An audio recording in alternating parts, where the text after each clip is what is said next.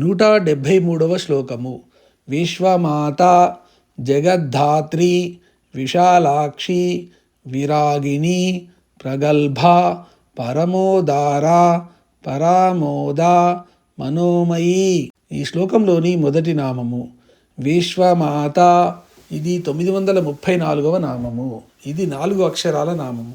ఈ నామంతో అమ్మవారికి నమస్కరించేటప్పుడు విశ్వమాత్రే నమః అని చెప్పాలి. విశ్వ అంటే ప్రపంచమునకు, మాత అంటే తల్లి. గర్భంలో ఇంకొకరు ఉండటానికి స్త్రీకి మాత్రమే అవకాశం ఉంది. అలాగే ఈ విశ్వమంతా తనలో లీనమవడానికి అమ్మవారికి అవకాశం ఉంది. సౌర కుటుంబ వ్యక్తమవడానికి కావలసినంత గర్భము చోటు లేదా ఆకాశంలో ఉంటుంది కదా, అలా ఆకాశ గర్భంలోంచి సౌర కుటుంబం పుట్టినట్లే విశ్వము అమ్మవారి గర్భంలోంచి పుడుతుంది. అటువంటి విశ్వాన్ని గర్భంలో ధరించేది కాబట్టి అమ్మవారు విశ్వమాత. ఎవరికీ తెలియకుండా ఒకటి జరిగినా పుట్టినా అది జరిగినట్లు పుట్టినట్లు తెలియగలిగింది ఆవిడకొక్కదానికే. పుట్టినటువంటి వాణ్ణి గర్భంలో తల్లి కొలిచినట్లు విశ్వాన్ని తనలో కొలిచేది కాబట్టి అమ్మవారు విశ్వమాత. విష్ అంటే ప్రవేశము అని అర్థము. ఈ అర్థాన్ని బట్టి ఎలాంటి దానికైనా చివరకు ఈ విశ్వానికైనా తనలో ప్రవేశం కలగనిచ్చి కొలిచేది కాబట్టి అమ్మవారు విశ్వమాత. వి ప్లస్ శ్వ ప్లస్ మాత అనే విధంగా ఈ నామాన్ని విడదీస్తే ఇంకో అర్థం వస్తుంది. వి అంటే వివిధత్వము గల లేదా విశిష్టత్వము గల, శ్వ అంటే రాబోవు, మాత అంటే కొలతలు గలది లేదా లక్షణాలు కలది లేదా విషయం గలది అని అర్థం వస్తుంది. అంటే విశిష్టమైన సృష్టి గలది అని అర్థము. ఈ నామానికి ఈ విధమైన 4 అర్థాలు చెప్పవచ్చు. 1 విశ్వాన్ని గర్భముగా ధరించినది, 2 విశ్వాన్ని తనలో కొలుచున్నది, 3 విశ్వానికి తనలో ప్రవేశము కలగనిచ్చి కొలిచేది, 4 వివిధత్వము గల లేదా విశిష్టత్వము గల రాబోవు కొలతలు లేదా క్షణములు లేదా విషయములు గల సృష్టి కలది. ఈ శ్లోకంలోని తర్వాతి నామము జగద్ధాత్రి. ఇది 935వ నామము. ఇది 4 అక్షరాల నామము. ఈ నామంతో అమ్మవారికి నమస్కరించేటప్పుడు జగద్ధాత్రై నమః అని చెప్పాలి. జగత్ అంటే జగత్తును, ధాత్రి అంటే ధరించి భరించినది అనగా పోషించినది. ధాత అనే పులింగ శబ్దానికి ధాత్రి అనేది స్త్రీలింగ రూపం. మనకు భూమి ఏం చేస్తుందో జగత్తుకు అమ్మవారు అదే చేస్తుంది. తల్లి పిల్లలకు పాలిచ్చి పెంచి పోషిస్తుంది. వేరే ఒకరు పాలిస్తే గాని లేదా డబ్బా పాలిచ్చి పోషించడం గాని కాకుండా తల్లే పాలిచ్చి పెంచే రోజుల్లో ఈ స్తోత్రం రాయబడి. అలాగే ఈ జగత్తునంతను అమ్మవారు సాకుతుంది. భూమిర్ధేనుర్ధరణి లోకధారిణి అని చెప్పబడే దుర్గా సూక్తంలో ఇదే విషయం చెప్పబడు. జగత్తును సాకునది అని ఈ నామానికి అర్థము. ఈ శ్లోకంలోని తర్వాతి నామం విశాలాక్షి. ఇది 936వ నామము. ఇది 4 అక్షరాల నామం. ఈ నామంతో అమ్మవారికి నమస్కరించేటప్పుడు విశాలాక్ష్యే నమః అని చెప్పాలి. విశాల అంటే విశాలమైన, అక్షి అంటే కన్నులు గలది. అమ్మవారి దృష్టి విశాలమైనది. దృష్టి అనే మాట భౌతికమైన కళ్ళకే పరిమితం కాదు. అమ్మవారి కళ్ళు ఎలాగూ విశాలమైనవి. కళ్ళే కాకుండా దృష్టి అనే మాట చూపులకు, అవగాహనకు, ఇముడ్చుకోగలగడానికి కూడా చెల్లుతుంది. పరమాణువు, బ్రహ్మాండము ఈ రెండూ కూడా కనబడగల దృష్టి అమ్మవారిది. అంటే హద్దులు లేనటువంటి చూపులు కలది అని అర్థము. ఇలాంటి వరావర దృష్టి ఉన్నప్పుడే సాధకునికి హృదయ గ్రంథులు ఛేదింపబడి సంశయ మోక్షము కలిగి కర్మబంధాలు వంటని స్థితి వస్తుంది. అలాగే అమ్మవారు ఇటు సృష్టి స్థితిని చూడగలదు, అటు ప్రళయ స్థితిని చూడగలదు. ఇలా రెంటినీ చూడగలిగే అమ్మవారే తప్ప ఇంకెవ్వరూ లేరు. అందుకని అమ్మవారు విశాలాక్షి. త్రికాల దృష్టి కూడా కలిగినది కాబట్టి అమ్మవారు విశాలాక్షి. ఈ నామానికి ఈ విధమైన 4 అర్థాలు చెప్పవచ్చును. 1 విశాలమైన కన్నులు గలది, 2 అత్యంత సూక్ష్మ పరిమాణము గలదానిని, అత్యధిక పరిమాణము గలదానిని కూడా చూడగలదు, 3 సృష్టి ప్రళయాలను రెంటినీ చూడగలిది, 4 భూత భవిష్యద్వర్తమాన కాల దృష్టి కలిగినది. ఈ శ్లోకంలోని తర్వాతి నామము విరాగిణి. ఇది 937వ నామము. ఇది 4 అక్షరాల నామము. ఈ నామంతో అమ్మవారికి నమస్కరించేటప్పుడు విరాగిణ్యై నమః అని చెప్పాలి. విరాగి పదానికి స్త్రీలింగ పదము విరాగిణి. వైరాగ్యము రావాలి అంటే రాదు. ఎందుకంటే రావాలి అంటున్నప్పుడు రావాలని కోరిక ఉన్నట్లే కదా.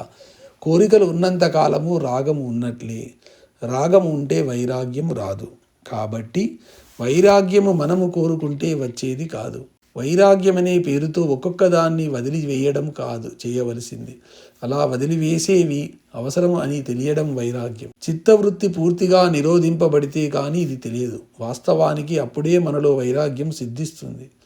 ఇంత సృష్టి చేసిన తనకు అంటకుండా చేసింది, దేంట్లోనూ దిగబడకుండానూ చేసింది, ఏదీ కావాలనుకుని చేయలేదు. కాబట్టి అమ్మవారు విరాగిని, రాగము లేనిది అని ఈ నామానికి అర్థము.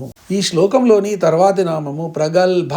ఇది 938వ నామము. ఇది 3 అక్షరాల నామము. ఈ నామంతో అమ్మవారికి నమస్కరించేటప్పుడు ప్రగల్భాయై నమః అని చెప్పాలి. ప్రగల్భ అంటే ప్రతిభ గలది. ఏ కాస్త పనైనా ఓ అరగంట కాలమే మనం చేసినా 6 గంటలు ఆ పనిని గురించి, మన నైపుణ్యాన్ని గురించి గొప్పగా చెప్పుకుంటాం. వినేవారు లేకపోతే వారి దగ్గరికి వెళ్ళి చెప్పేవారు కూడా ఉన్నారు. గోరంతలు కొండంతలు చేసి చెప్పుకుంటారు. మరి మన్వంతరాలకు, కల్పాలకు సరిపోయే బ్రహ్మాండమైన విశిష్ట సృష్టిని చేసిన అమ్మవారు ఎంత గొప్పగా చెప్పుకోవచ్చును. అయినా అమ్మవారు ఎక్కువేం మాట్లాడదు. కానీ మాట్లాడే కొలది మాటలు ఎంత ప్రతిభావంతంగా ఉంటాయో, ఎంత ప్రౌఢంగా ఉంటాయో చెప్పలేము. మళ్ళీ మాట్లాడేతే బాగుండును, వినవచ్చు అనిపించేట్లుగా అమ్మవారి మాటలు ఉంటాయి. ఆ మాటల్లో దర్పము, ప్రాగల్భ్యము ఉంటాయి.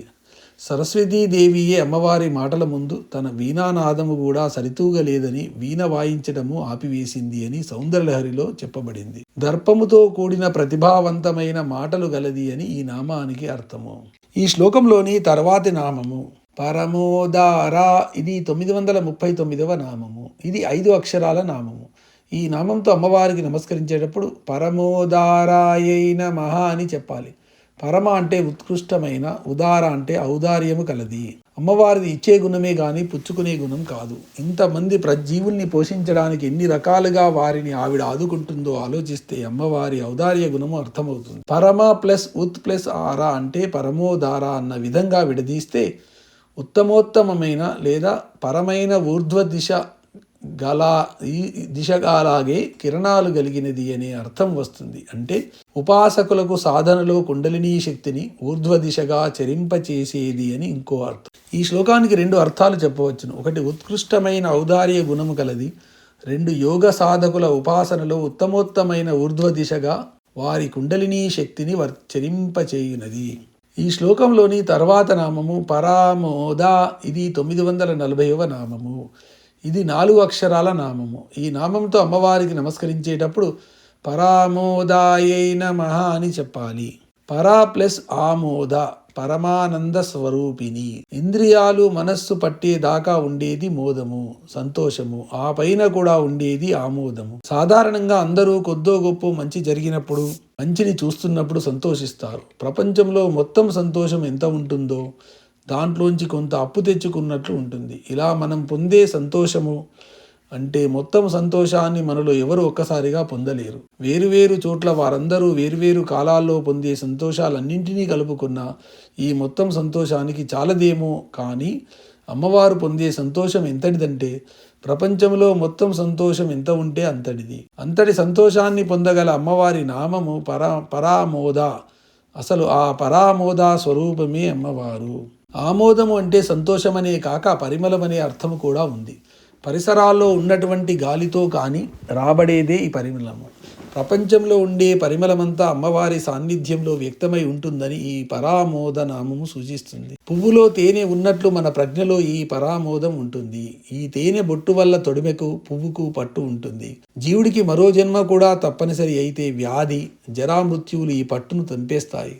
అలా కాక సంస్కారం కనుక భక్తిపరంగా ఉంటే ఈ రకమైన పరామోదంలో గట్టి పట్టు ఉంటుంది. ప్రహ్లాదునికి ఈ పరామోద స్థితి భక్తి వల్లనే దక్కింది. అందుకే పరమాత్మ అయిన శ్రీహరితో తన సంబంధం తెగలేదు. నేను బ్రతకడం ఎందుకని ఎవరైనా వాదిస్తే నా చావు గురించిన చర్చ మీకెందుకు అనే దాని అర్థము. పుష్పంలో తేనె బొట్టు లాగానే మనలో అంశంగాను ఉన్న పరామోదమనే బ్రతుకుపై తీపి అలా అట్టే పెడుతుంది. తనంతట తాను ఈదుకుంటూ ఒడ్డుకు వచ్చి ప్రమాదాన్ని నుంచి బయటపడి నన్ను ఎందుకు బ్రతికించావు భగవంతుడా అంటాడు. నిజానికి తానే కదా బతకాలని ఈదుకుంటూ బయటకు వచ్చింది.